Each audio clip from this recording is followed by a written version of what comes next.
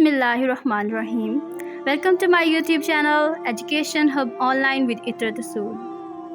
Today I'm going to discuss about the question number 3 from past paper, and it also covers the chapter number 3. The question is, explain Emily Dickinson's style of writing with reference to any of her major works. लेकिन जब हम इस question को solve करेंगे हमें Emily Dickinson की biography का भी पता होना चाहिए, जो कि हमने इसमें ऐड करना है. So I will start it from the biography of Emily Dickinson. Emily Dickinson जो थी वो एक बहुत जानी मानी अमेरिकन पोइट थी, जिनका स्टाइल जो था वो बेहद मुनफरिद और मुख्तलिफ था अपने दूसरे कंटेम्प्रेरीज राइटर्स से. ठीक है, सॉरी पोइट्स से. उनकी जो पोइम है because he couldn't stop for death, ये सबसे फेमस वर्ड कह सकते हैं, प्राइम एग्जांपल है उनके स्टाइल और थीम की. एमिली डिकिंसन पैदा हुई थी 1886 में Amherst Massachusetts, United States of America में. इन्होंने अपनी अर्ली एजुकेशन जो थी एमहर्स्ट स्कूल से ही ली थी. देन वो माउंट हॉलयोक फीमेल सेमिनरी में चली गई. नेचर इनकी ऐसी थी कि ये ज़्यादातर लोगों में घुलती मिलती नहीं थी, जिसकी वजह से ये बहुत अपनी ज़िंदगी का अरसा आइसोलेशन में गुजार चुकी हैं. इनको अमेरिकन लिरिक पोइट जाना जाता है, जो कि सेक्लूजन यानी कि तन्हाई पसंद हैं, और इनका जो राइटिंग स्टाइल है वो कॉमन है. जैसे इन्होंने एक कॉमन राइटिंग स्टाइल यूज़ किया जिसमें मीटर जो इन्होंने यूज़ किया वो कॉमन है. एम्बिक टेट्रामीटर और एम्बिक ट्राईमीटर उन्होंने यूज़ किया है, जो कि अनस्ट्रेट सिलेबस जो है वो स्ट्रेट सिलेबल को फॉलो कर रहा है.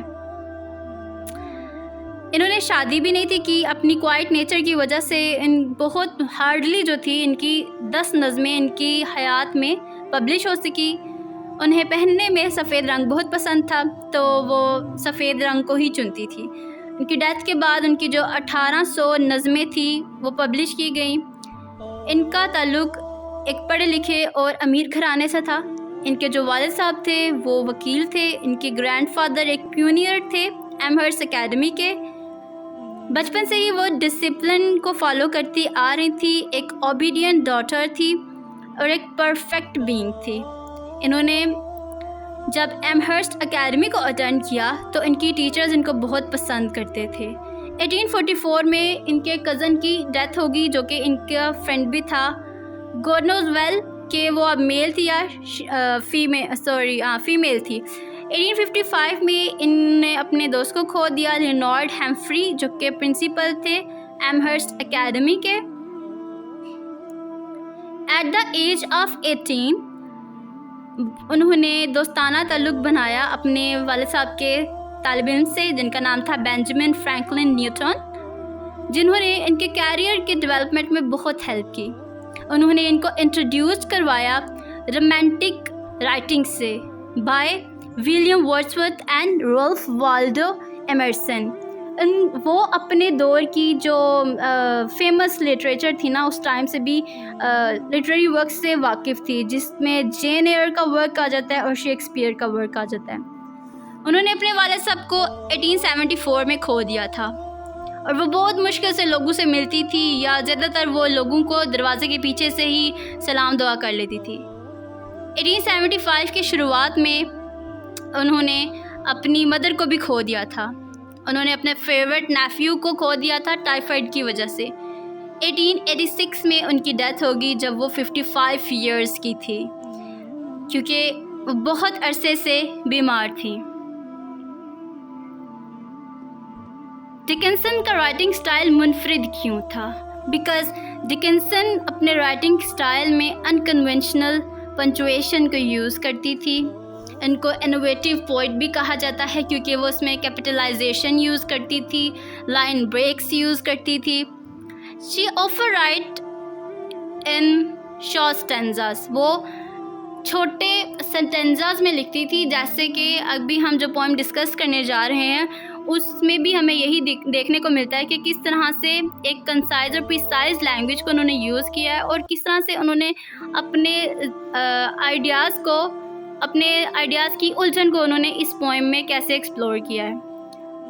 और इनकी ये जो पोएम है किस तरह से एक विविड इमेजरी देती है हमें। इसमें उन्होंने जो लिटरेरी डिवाइसेस यूज़ की हैं उसमें मेटाफर आ जाता है, स्टायर आ जाता है और आयरनी आ जाता है, जो कि रीडर को इस चीज़ पर मजबूर करती है कि वो उनके वर्ड्स के पीछे की जो उलझन है ना उसको समझे। मोreover we have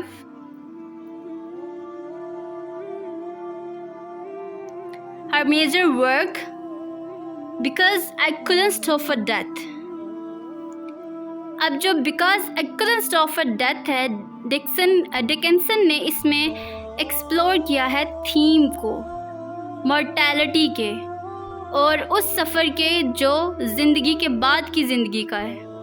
The poem takes the form of a dialogue between the speaker and death, personified as a gentleman caller।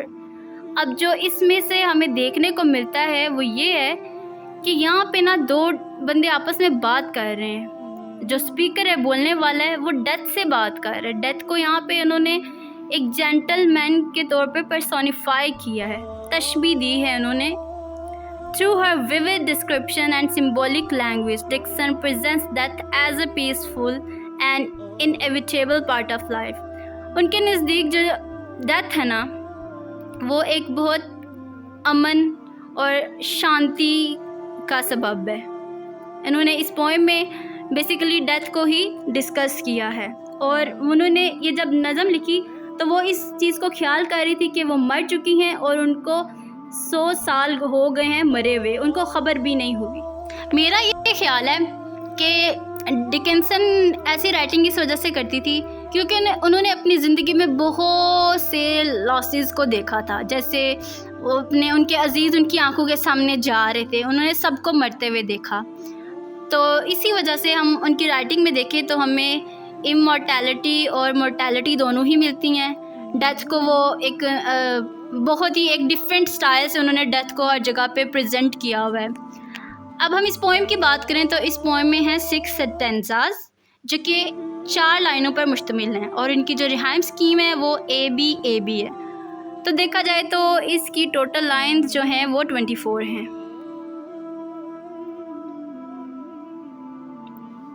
अब जो इन्होंने अनकन्वेंशनल पंक्चुएशन का जो स्टाइल यूज़ किया था, जो डैशेज़ उन्होंने यूज़ की थी ना, वो एक सेंस ऑफ पॉज देता है, यानी कि इंसान को सोचने पर मजबूर कर देता है, एक खामोशी लाहिक कर देता है। क्योंकि डिकिंसन चाहती ये थी कि जो उनके पढ़ने वाले हैं ना वो उनके दर्द को समझे, उनके लिखे हुए अल्फाजों को सिर्फ ट्रांसलेट ना किया जाए, उनका प्रैग्मेटिक मीनिंग भी समझा जाए कि वो किस दर्द से गुजरी हैं। इंसान जिस चीज़ से गुजरता है वो उसी चीज़ को लिखता है और उसी चीज़ में ही निखरता है। उन्होंने बड़े अच्छे तरीके से अपनी राइटिंग में अपने दुख को लिखा था। उनका जो दूसरा नोटेबल एस्पेक्ट है वो ये है कि वो स्लैंट रिहाइम यूज़ करती थी और उन्होंने जो था ट्रेडिशनल स्टाइल को, रिहाइम को बहुत अच्छे से यूज़ किया था। उनकी इस परफेक्शन की वजह से ना,